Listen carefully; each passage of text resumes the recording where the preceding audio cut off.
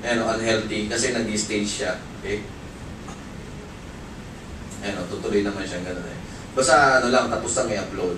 So, nandun na yung package, saka yung config file, siya na bahala at trabahoy na niya. Tapos niya mag-LC. May tao dun eh, sa taas.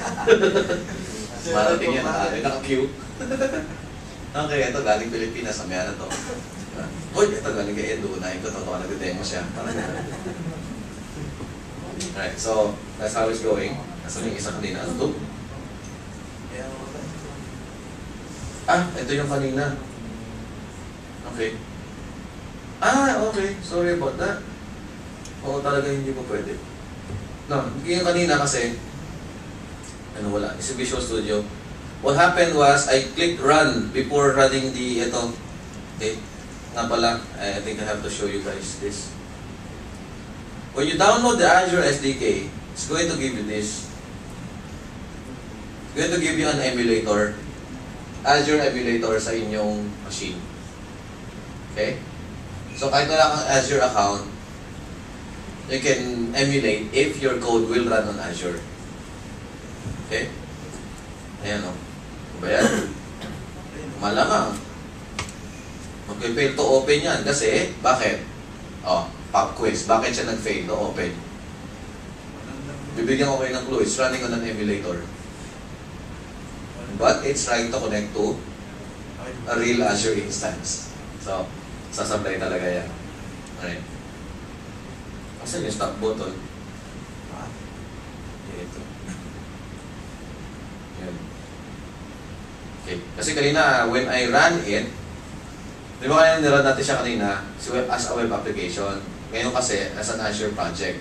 So when I click run here, it triggered the emulator. So, ganun. Pag sinetap ko to as startup project, hindi po pwede. Ang gagawin niya, i-upload niya yun as ito yung startup project. Ibalik na natin sa dati mamaya. Okay? I'll run this just to see, just to show you yung magiging iba ng itsura niya. Okay? So, naging ganyan na. Alright. So, let's... Okay. Yan ulit. Kasi mahirap na. And then, we publish this one again. Pero ilalagay natin siya sa ano? Sa prod. Okay? We'll put this in the prod server. So I'll be publishing that. Mamaya. Oh, it's ready. Ayaw na! Ayaw mo diwag. Swap natin yung VIP. Tama. Swap natin to production. Pwede rin. Okay.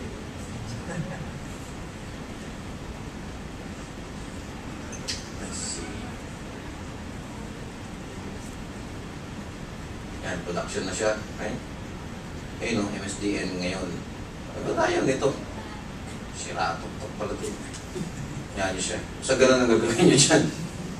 Alright. And then after that, you're going to... Gagawin ko? Ito mapakita ko yung configure. Ito rin yung laman ng ano, ng config file. Exactly the same thing. Gawin ko naman 2 para hindi siya magalit. Okay. Ayan. Ayun na, yun yung ginawa ko. Pinakailaman ko na. Kaya pala ayaw. Okay. Hindi pala siya totoong ready. May pinaperform pa daw siya. Sorry. Well, anyway, so is ito. So meron ka ng production, right? Uy, match ka naman. Ano ganyan? Umagana ba ito kanina? Okay. New staging deployment. Kunin natin yung nandito. Tingnan natin baka itong version na ito gumana. Let's see. Right now, I'm thinking why. Okay.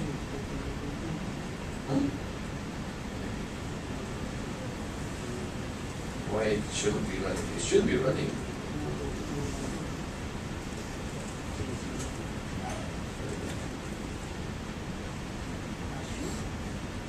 Yan ka na naman. Alright, so meron akong prod, which is not working, but yeah.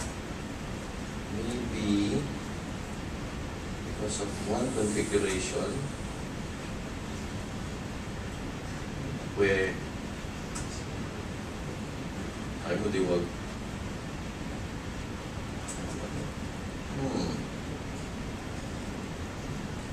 Habang hinihintay natin yung isa. Oh, questions.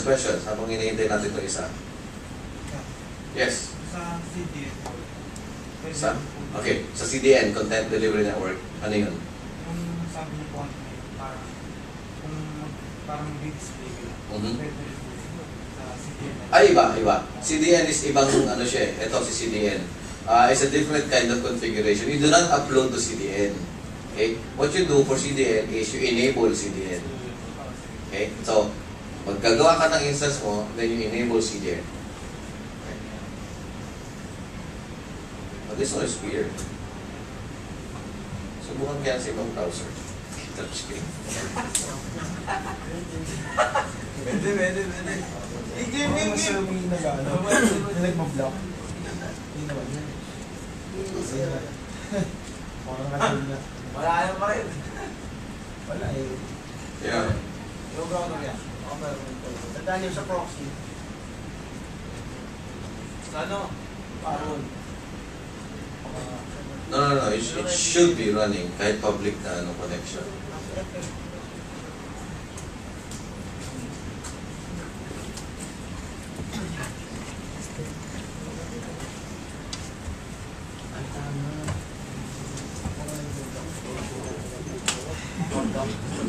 Asan na yung may naka-online na laptop? Kasi shutdown lang. Ang disconnect siya. No, sir. Sino online niya? Text nyo nga yung mga kaibigan niyo.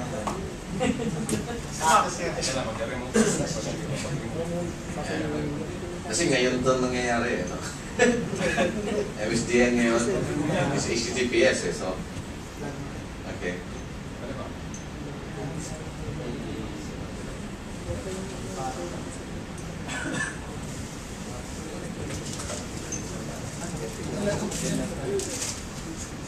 Yeah. But it shouldn't be.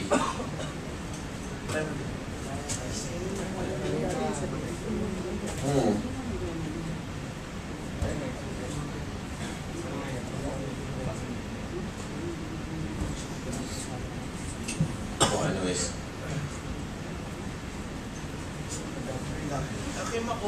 Other browser. Hindi. No. Wala naka-record. No. Pwede naman. Hindi ko na pwede. Kasi Nakita niyo? No, hindi rin, di ba? Ganun din. You're using the same line eh. Using the same port, the same protocol. So, well, anyways. So yun, this is going to be your environment if you're deploying on Azure. So magkakaroon ka ng deployment. At pareho yung deployment to. Staging, saka deploy. Okay. And then if you want to pagbalik rin sila, you just swap. Yung kayo nang ginawa ko, swap VIP. So what will happen is yung deployed na instance mo sa staging, deployed na instance mo sa production, magpapalitin lang din ang pwesto. Okay, swap.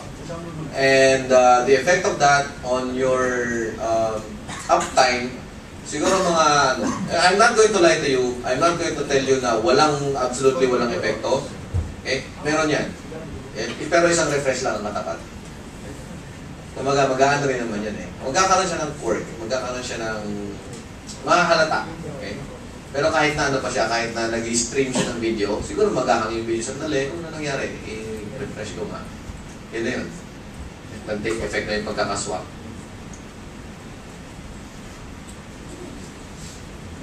Ito yung binago ko configuration. Hindi. Ito ay pumayag. Ayan, payag na siya. Ngayon lang siya natapos talaga.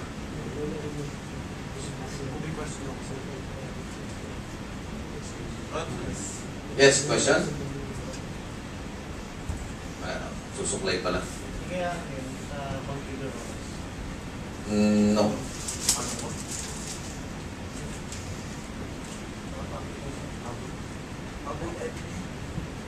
Ito, yun ang naman maano mo dyan. Dalaran. Okay, ako nga pala.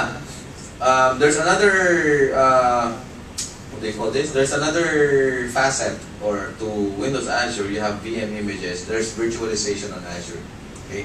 Meron mga VM roles na tinatawag. Okay? I just have to remind you, yung VM rules na i-aakyat ninyo, kumbaga, guest OS na siya. So, huwag kayong magbalak, mag-akyat ng Windows 7. VM. Guest na yung, guest OS ka na, hindi pwedeng, anong tawag doon? Inception. Diba? Guest with inside the guest. Parang ganon. Okay? Hindi pwedeng yung VM mo, merong Windows 7, yung Windows 7, may VM na may XP, ganon. Diba? Huwag ganon. And then also, storage account is, kayo lang gumagawa niyan. Okay. Let's see. Tapos meron siyang ang dami kong unhealthy. Bakit kaya? Problema. Hindi kasi it's running eh. Yeah, and they're both running, so they're right now unhealthy. Pero what I'm trying to show you here is ito. It gives you reports, okay? It can report to you what's happening to your instances. Ano? Then databases, okay? Oops. Okay, so ito yung database ninyo. Okay.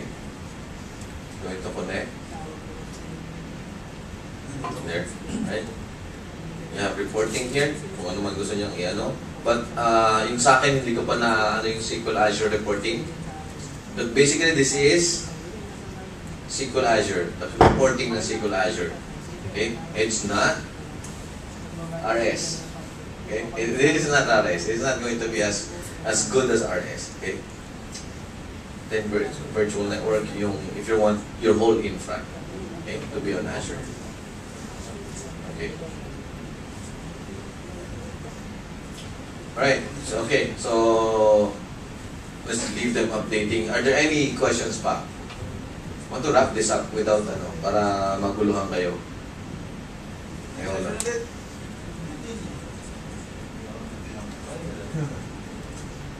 Anyways, bitin, here's my blog. It's edulorize.wordpress.com.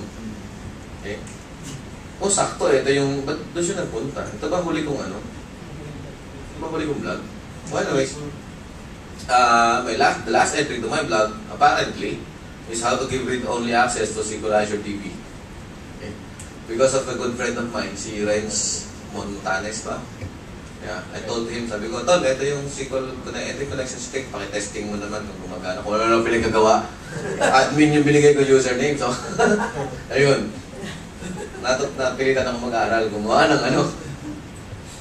Yan. So this is not automatic script. You create a user, and then you create a user of type read-only, and then you create a credential of type read-only, and then you create a user of type guest user or whatever. Okay. Deploying a web app to Azure. Okay. There are some steps that we missed. Andyan yan. This one is Visual Studio, Light Switch. Iba yan, si Light Switch. Pabili na kayo guys with Visual Studio Light Switch. Sino nakakita na ng Visual Studio Light Switch? It's very nice, no? Yeah. It's very nice. Database. This is one of the things I really like about Light Switch. It can deploy straight to Azure. Si Light Switch. Galing. Galing, nakakatuwa. Alright, so I'll be promoting that. Okay. And then, I'll be promoting, I believe we have members of the audience who are in the academy.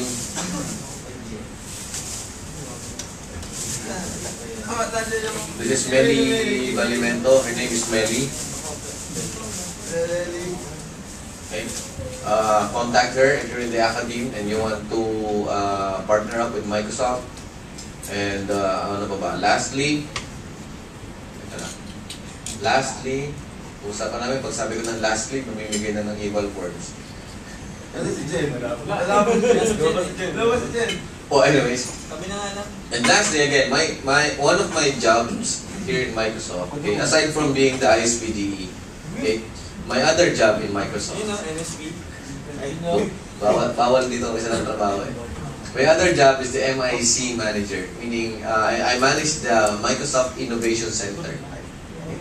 Microsoft Philippines is lucky enough na meron tayo rito facility where you can research on Microsoft technologies. Meron ako nung Kinect sensor, meron ako nung Mindstorm na robot, meron akong tile, meron akong Xbox. Yun, lang tayo. So, kaya nga pinaghiwalay ko na lang